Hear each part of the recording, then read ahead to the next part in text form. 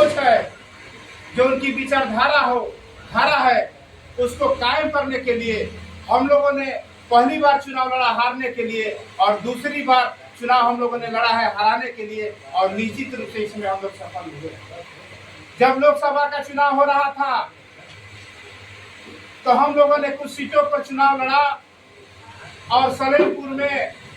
भाई जय बहादुर सिंह चौहान को हम लोगों ने जनता क्रांति पार्टी राष्ट्रवादी का प्रत्याशी बनाया। बलिया, घोसी और रावर्ट्सगंज, अमेठी,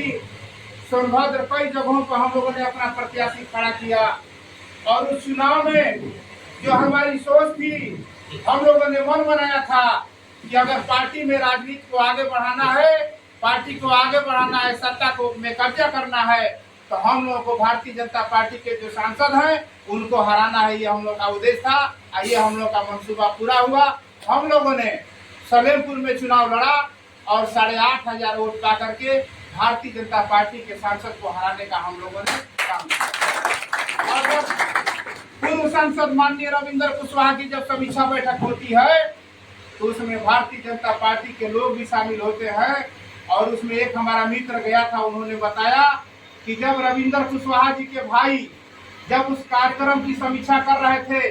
कि हम लोगों ने किस कारणों से चुनाव हारा है, तो उसमें यह समीक्षा स्पष्ट रूप से आई कि ये जनता क्रांति पार्टी राष्ट्रवादी अगर सलेमपुर लोकसभा का चुनाव नहीं लड़ी होती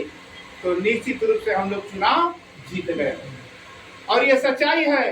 कि चौहान समाज आज भी भारतीय जनता पार्टी का समर्थक बना हुआ है, जिसके कारण अगर जय बहादुर चौहान जी को जनता क्रांति पार्टी अपना प्रत्याशी नहीं बनाती तो निश्चित रूप से जो चौहान समाज का वोट जो था वो भारतीय जनता पार्टी को जाता और भारतीय जनता पार्टी चुनाव जीतने में कामयाब।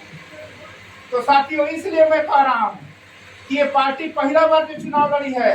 हारने के लिए, पार्टी का प्रचार करने के लिए, लेकिन दूसरी बार जब हम लोग चुनाव लड़ाए हैं तो निश्चित रूप से हम लोग का उद्देश्य था कि हम जीतेंगे नहीं तो फिर जो जीता है उसको जीतने भी नहीं देंगे। उसमें हम लोग सफल हुए और माननीय रविंद्र कुशवाहा जी को हराने में हम लोग सफल हुए। अब तीसरा हमारा उद्देश्य है कि पहली बार हारे, दूसरी बार हराए, और साथियों अब तीसरी बार चुनाव लड़ने जा रहे हैं जीतने के। और इसका मैं कुछ सूत्र बताना चाहता हूँ। पार्टी का जो एजेंडा है, जो मुख्य विचारधारा है, जो हमारे पार्टी के जो नेता हैं, जो उनकी नीयत है, उस हिसाब से उस एजेंडे को मैं आपको बताना चाहता हूँ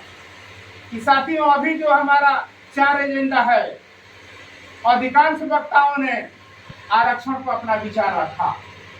इसलिए बहुत जो वक्ताओं का जो विचार है उसको आगे बढ़ाते हुए मैं दूसरे एजेंडे को पर मैं चर्चा करना चाहता कि साथियों अभी 2026 में हम लोगों पार्टी द्वारा जिला पंचायत स्तर का चुनाव लड़ाना है। और जब चुनाव होगा तो हमारी पार्टी जो है निश्चित रूप से किसी से गठबंधन हो तब, गठबंधन नहीं होगा तब हमारी पार्टी, चूंकि पार्टी का मैं राष्ट्रीय सचिव हूँ, इसलिए मैं स्पष्ट शब्दों में कहना चाहता हूँ कि पार्टी का अगर किसी से गठबंधन होता है तो स्वागत है, अगर नहीं होता है तो निश्चित रूप से पार्टी जो है जीतने सीटों पर लड़ने की स्थिति में रहेगी, पार्टी चुनाव लड़ेगी और चुनाव जीतेगी। दूसरी चीज कि चुनाव लड़ने से पहले आपको 2-3 काम करना होगा। अभी तीसरा हमारा एजेंडा है कि पार्टी जो है, पार्टी का स्थापना दिवस मनाने जा रहे हैं। 7वां स्थापना दिवस होगा, क्या दिन 8वां होगा, 8वां स्थापना दिवस हम लोग मनाने जा रहे हैं। और उस स्थापना दिवस को मनाने से पहले कुछ काम करना है। जैसे अभी चौथा एजेंडा है कि सदस्यता अभियान चलाना है, 5वां उपचुनाव भी लड़ना है। तो साथियों मैं बहुत समय न लेते हुए इतना बात मैं जरूर कहना चाहता हूँ कि आने वाले समय में दिसंबर में हम लोग पार्टी का 8वां स्थापना दिवस मनाएंगे। उससे पहले पार्टी को धार देने के लिए जैसे हमारे सुधीर जी ने, सुबोध जी ने अपना विचार रखा कि पार्टी का एक कैलेंडर बनाया जाए, उसमें सम्राट पृथ्वीराज चौहान जी का फोटो हो, हमारे राष्ट्रीय अध्यक्ष का फोटो हो, और बहुत फोटो नहीं लग पाएगा, इसलिए ये 2 जो है घर घर लगा करके हम लोग पार्टी का प्रचार करें। तो साथियों ये बहुत एक आसान तरीका है कि हम लोग स्थापना दिवस मनाने से पहले हम लोग आज ही मन बना लें कि उससे पहले हम लोग जो बलिया है, गाजीपुर है, मऊ है, देवरिया है, अम्बेडकर नगर है, जहाँ जहाँ हमारा संगठन है वहाँ उससे पहले यही समस्याओं को, आरक्षण को लेकर के, चुनाव को लेकर के, अपने अधिकार को लेकर के, अपने सम्मान को लेकर के हम लोग उससे पहले सभी जिला मुख्यालयों को हम लोग धरना प्रदर्शन और ज्ञापन देने का काम करेंगे। जब तक हम लोग हलचल पैदा नहीं करेंगे,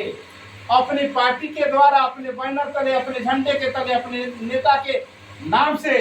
अपनी शक्ति का प्रदर्शन नहीं करेंगे, तब तक मैं दावे के साथ कह रहा हूं कि हिंदुस्तान की कोई पार्टी आपसे न गठबंधन करने के लिए तैयार होगी, न आपसे बात करने के लिए तैयार होगी। इसलिए हम लोग जितने लोग आए हैं, आप लोग अपने आप को कमजोर मत समझिए। ये जितने लोग आए हैं हमारे समाज के, हमारे पार्टी के, हमारे संगठन के, एक ऐसे लोग हैं जिनके बुलावे पर 100-100, 150, 200 की संख्या में लोग आ जाएंगे, एक हुजूम पैदा कर देंगे। तो इसलिए अध्यक्ष जी ये जरूर हम कहना चाहेंगे प्रदेश अध्यक्ष जी कि ये कार्यक्रम होना चाहिए। आरक्षण को लेकर के, समस्याओं को लेकर के, तमाम जो भ्रष्टाचार, कानून व्यवस्था जो लचर स्थिति में चल रहा है इस देश प्रदेश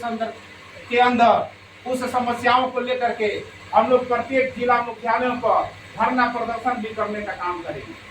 और एक हैंडबिल बने। पार्टी का जो एजेंडा है, जो देश और प्रदेश में जो समस्याएं हैं, जो लचर व्यवस्था जो चल रहा है, उसके लिए एक हैंडबिल बने, रसीद बने पार्टी का, और हम लोग निश्चित रूप से उस हैंडबिल को लेकर के प्रचार भी करेंगे अगले कार्यक्रम को, और गांव-गांव में जाकर के हम लोग सदस्य बनाएंगे, पदाधिकारी बनाएंगे, गांव-गांव में बैठक करेंगे, जिला पर बैठक करेंगे। तो एक चीज और हम अपना कहना चाहेंगे अपने जिला और विधानसभा स्तर के और ब्लॉक स्तर के जो हमारे पदाधिकारी, कि आपके गांव में तमाम समस्याएं हैं, समस्याओं से लोग सिसक रहे हैं, ये लोकतंत्र भी सिसक रहा है। उन समस्याओं